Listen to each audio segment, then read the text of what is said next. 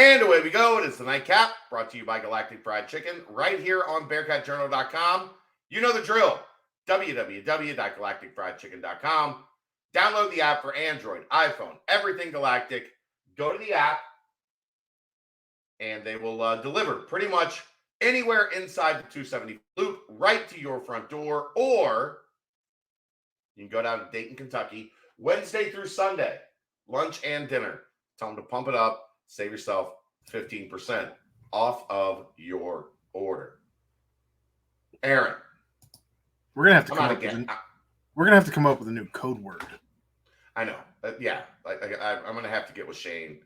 We're gonna have to come up with something. We're gonna have to spice it up a little bit as we go into like maybe the code word's Big 12 or something. I don't know. I'm exhausted.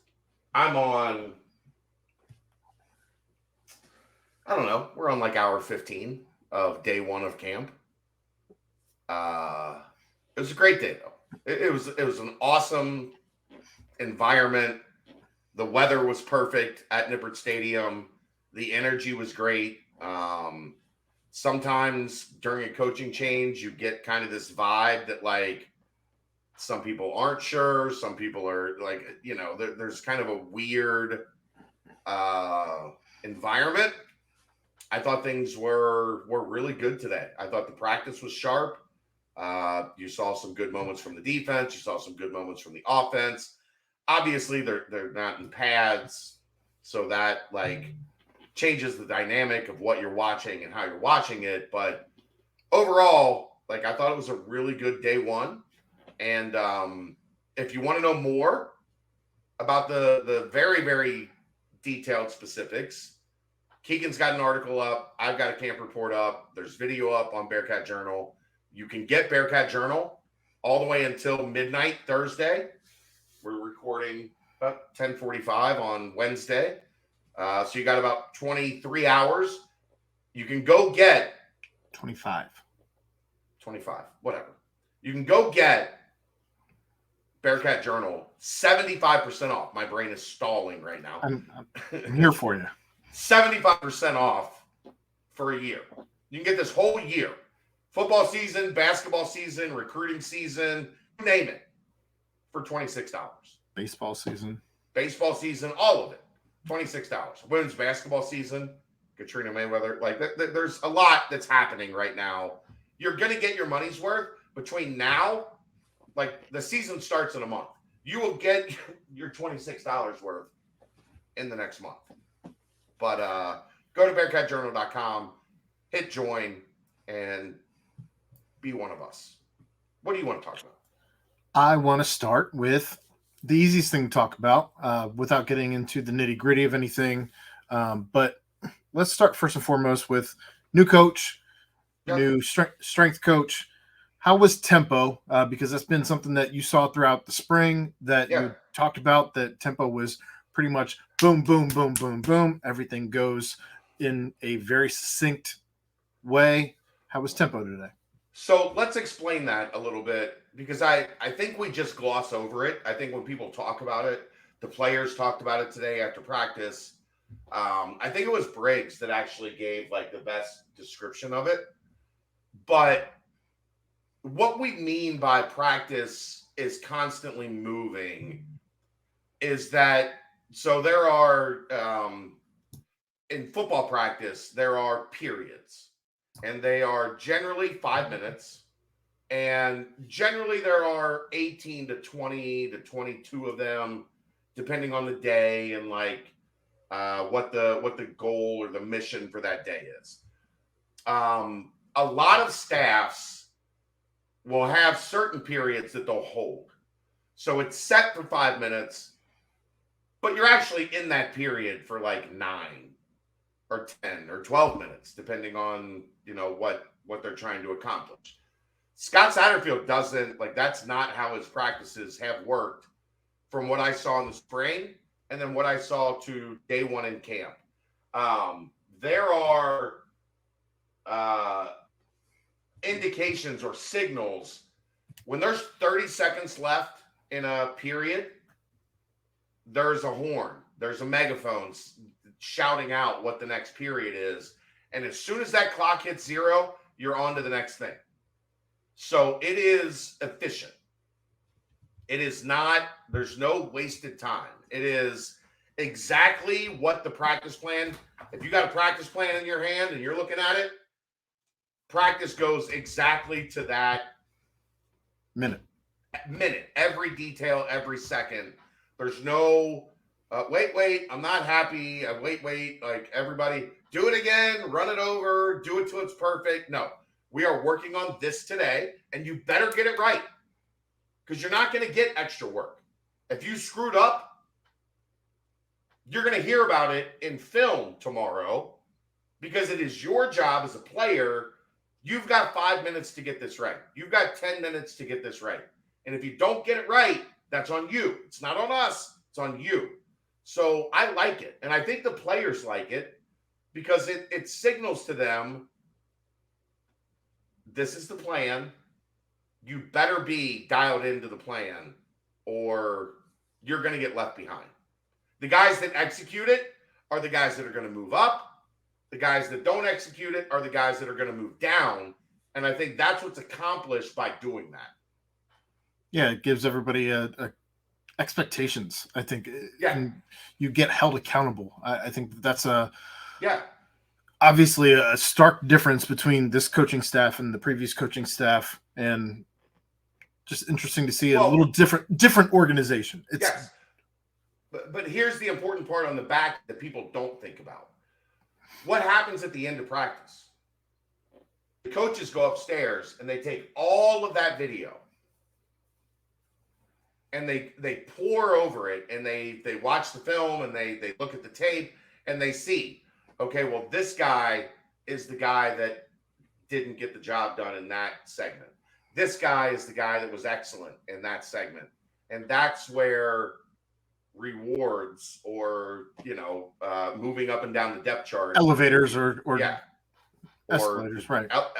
Like you're going up or going down. That's where it comes from, is when they go in and they watch that second part and they say, all right, this guy did exactly what we were asking. This guy was being like dragging, being a little lazy, whatever the case may be. Like, that's the beauty of it to me. Tight ends is probably one of the positions that I'm most not concerned with, I guess, but anticipating feedback from. So for me, it's tight ends, it's secondary as a whole, not just safeties, not just corners, but secondary as a whole, and special teams would also be another place that I'm very curious. You're not going to get anything on special teams. Well, and I understand, especially today. I mean, not today. Right.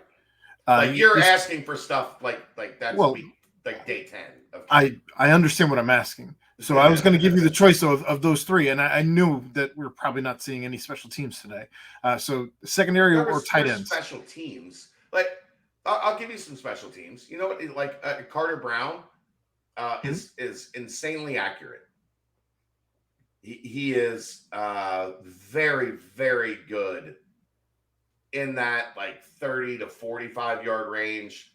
The ball goes up, it goes in. You know what I worry about a little bit, especially when you get into winter in the Big 12?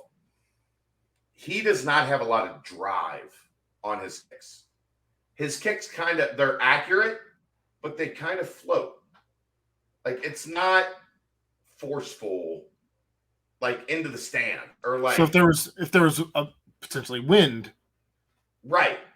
If it's cold, if it's a bad day, if like there's some weather elements, and he kicked at Arizona State. You know what? There's not at Arizona State elements, right? Like hot. It's a desert. You're in the desert. So that part does concern me a little bit with Carter Brown, in terms of what we're talking about in October and November. Hell, even in August and September in the Plains, like in the Big 12, like there's gonna be elemental factors. So when you go back and look at like the way the ball was kicked last year, and I can't even remember his damn name at this point in time. Yeah. Me either, yeah. See, he went to North Carolina. Yeah, but he kicked the ball like his kicks came off his leg with thump. Because he was built like a linebacker. Right. And now you're like, I'm watching kicks and they have the distance, they have the accuracy, but they come off of his leg kind of like. Don't tell Nico that. No, I think it's just his style of kicking. Like Yeah. he's purposely, or I don't know, maybe he doesn't have that thump in his leg, but he's purposely being very accurate, very precise. But I worry when you're dealing with, the 20-mile headwind or football that wind when it's 15 degrees outside. Right. So that's a special teams thing for you. Sure. We're not going to find out in camp any of that. Nope. But that was an observation I had today. So secondary tight ends, you pick. You're not going to see much from the tight ends today. And like I said to Dave on the BCJ pod, I thought the secondary had really good moments today. I thought the wide receivers had really good moments today. But that's what's going to happen when most of the work is one-on-one. They didn't do a ton. They did, I think, 2 7-on-7 periods and 3 team periods. Most of the stuff was one-on-one today. So when it's one-on-one, there's going to be wins each way. Like there's going to be pass breakups. There's going to be guys that make a good catch down the field. I don't think it's fair yet to really get into a lot of that until we start to see more team. And a lot of that is what Scott Satterfield told us on Monday when I did the exclusive interview. We're going to be doing a lot of install early when we're not in pads, right? Which makes sense. Like that's practical. When you're not in pads, you might as well just jump into install and get as much installed as humanly possible. And then when you have the pads on, then you get more into the nuts and bolts of things. So Shaman had a couple nice catches today. I really like Peyton Singletary's engagement today. And he was fired up on one of the Shaman plays. He was fired up. I think I saw him make 2 catches, 1 or 2 catches, but like he wasn't a major factor today. But I expect that to be the case out of your tight ends without pads, because one of their things is going to be what we talked about last night, like getting in and making a chip on somebody and then leaking out behind. Yeah. Like, so that stuff wasn't really happening today. So I didn't see a ton from the tight ends and I expected that in day one, because they're essentially an extension of the offensive line. Secondary, Jordan Young's really good. I think we know that. Sammy Anderson made plays today. Justin Harris had the only pick of the day. I guess. Do I consider Deshaun Pace secondary? He's covering nickel. He's covering slot wide receivers. Then yeah. So yeah, I thought he looked good doing that. He looks slim. He looks like a guy like a nickel corner, kind of bigger nickel corner, smooth hips and all of that. Yeah, like he's making plays in space. Yeah. So I liked what I saw from the DBs today, but I also thought if you look at everything, I thought the wide receivers had an awesome day. So is that a referendum on the DBs? Well, if I remember correctly, in the recent Luke Fickell camps, defenses early on generally dominated. Should have the advantage, yeah. So for an offense that we have a lot of question marks about against a defense we have far less question marks about, for an offense to take advantage of that today, I think that's a good thing. D. Wiggins and Braden Smith. Go read about them on BearcatJournal.com. So the only other question I have, outside of Emory, what did you get from the other quarterbacks? Drogosh made a couple nice plays. They're not live, even to a lesser extent today. I thought there were a couple throws where Brady Lichtenberg, you're like, yeah, he's a jugs machine. He's the most consistent arm in terms of taking a snap, making a throw. Brady Lichtenberg is probably by far at this point, with Ben Bryant gone, probably by far the best guy on the roster. But can he do all the other things that they want a quarterback to do in the system? We'll find out as camp goes on. I didn't have any negative marks against them today, but they didn't blow up like, oh shit.